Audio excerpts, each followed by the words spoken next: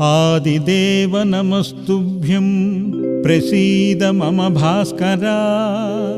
दिवाकर नमस्तुभ्यं प्रभाकर नमोऽस्तु ते।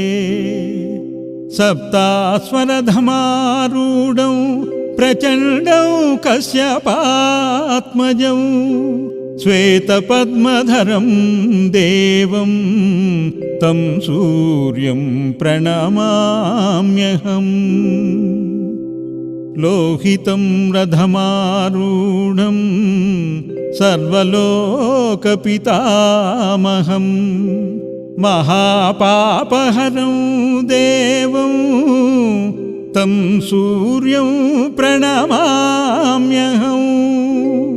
त्रैगुण्यं च महासूरं ब्रह्म विष्णु महेश्वरम्।